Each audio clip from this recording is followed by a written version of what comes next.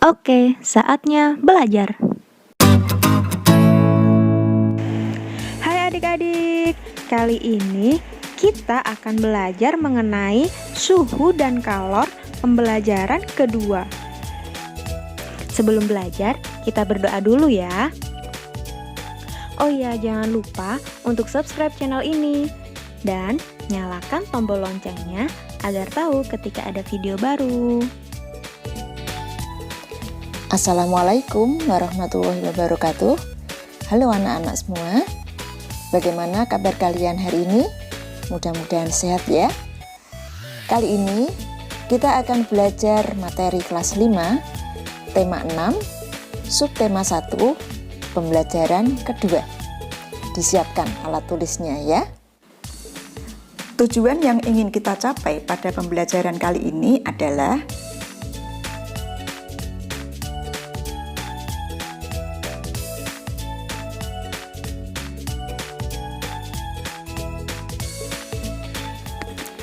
mari kita perhatikan gambar berikut ini.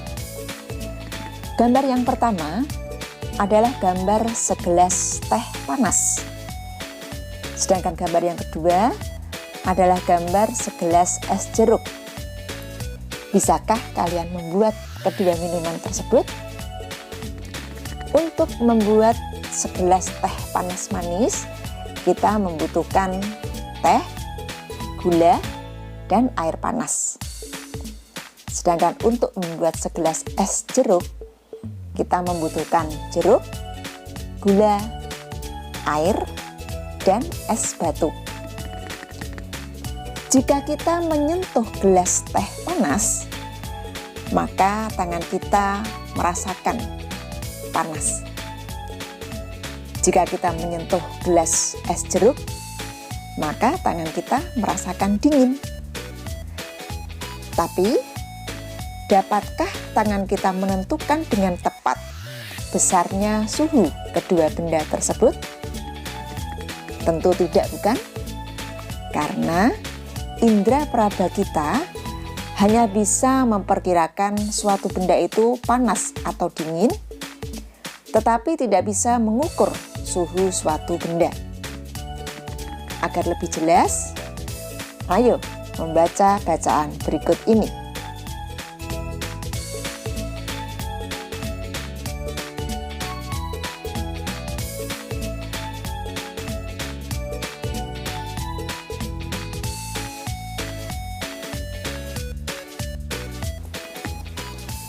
Setelah membaca bacaan tadi, maka kita jadi tahu bahwa panas dan suhu itu berbeda.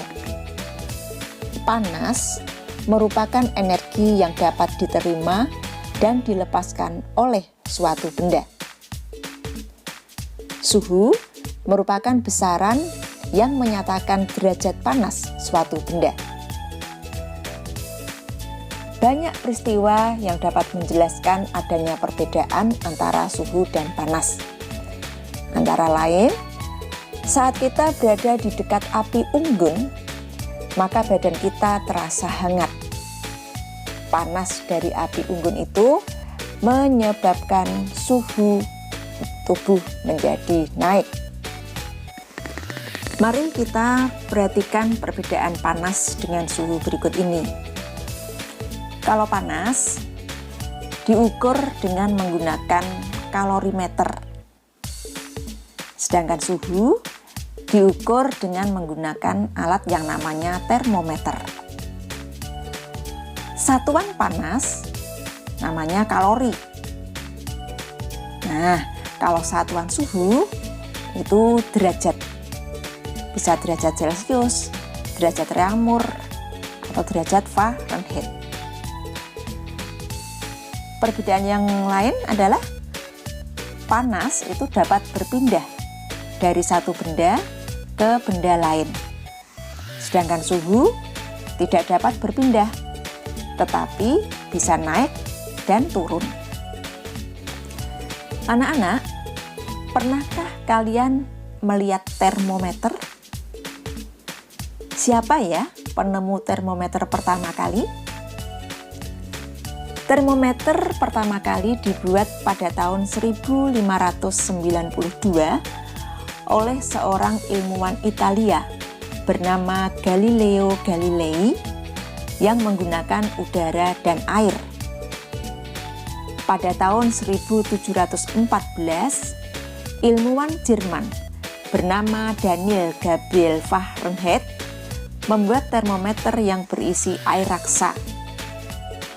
Dan pada tahun 1742, ilmuwan Swedia bernama Anders Celsius menemukan termometer yang menggunakan skala ukuran 100. Di Indonesia, termometer yang banyak digunakan saat ini adalah termometer Celsius yang menggunakan ukuran 0 hingga 100 derajat. Pada awalnya, termometer menggunakan air untuk mengukur suhu benda, seperti yang dilakukan Galileo Galilei. Bagaimana cara kerja termometer air? Mari kita lakukan percobaan berikut ini. Alat dan bahan yang dibutuhkan adalah botol bening dengan air dingin, kemudian ada air panas, ada piring atau baskom, sedotan, plastisin, spidol, dan pewarna. Langkah-langkahnya adalah kita masukkan pewarna makanan ini di dalam air dingin supaya nanti hasilnya lebih jelas. Jika sudah, air sudah berubah warnanya, kita beri tanda permukaannya.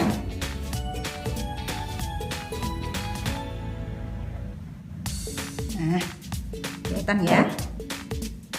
Kalau sudah diberi tanda permukaannya, kemudian kita masukkan sedotan ini, ujungnya harus menyentuh air. Jika sudah, kita tutup lubang botol ini dengan plastisin sampai benar-benar tertutup rapat, supaya tidak ada udara yang masuk.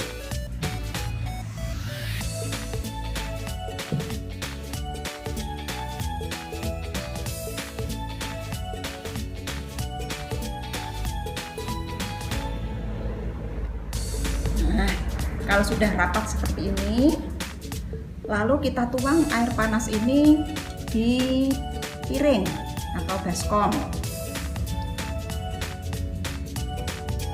Air panas ini ya, hati-hati kalau menggunakan air panas.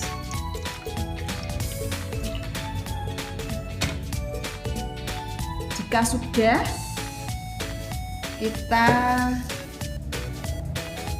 letakkan botol tadi di dalam piring yang berisi air panas. Sekarang kita tunggu keadaan air di dalam botol. Nah, kita lihat ya, sudah ada perubahan air yang ada di dalam sedotan.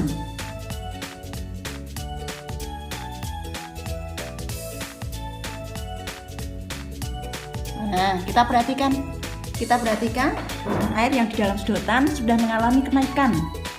Nah, kita lihat ya, sudah ada kenaikan. Kalau sudah, kita beri tanda. Kita beri tanda.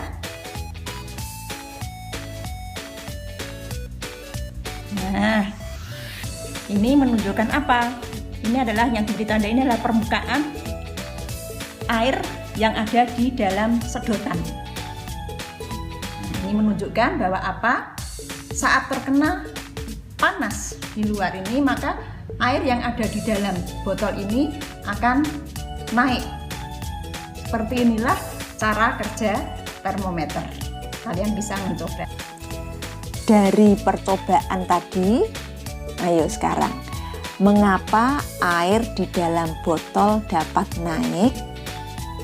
Iya, air di dalam botol dapat naik karena air tersebut memuai. Pada percobaan tadi, adakah peristiwa perpindahan panas? Ada tidak? Iya, ada.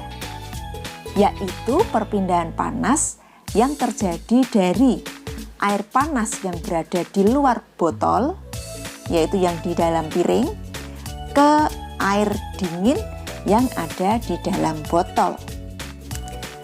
Dari percobaan tadi, maka dapat kita simpulkan bahwa permukaan zat cair akan naik ketika mendapatkan panas, dan sebaliknya akan turun ketika didinginkan.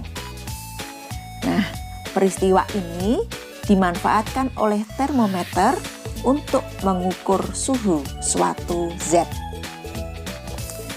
Nah, anak-anak, sekarang kita tahu suatu benda akan memuai jika menerima energi panas. Peristiwa ini dimanfaatkan manusia dalam kehidupan sehari-hari. Contohnya pada pembuatan gamelan.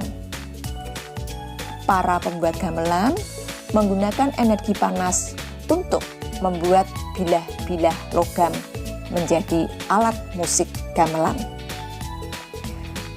Tahukah kalian tentang gamelan?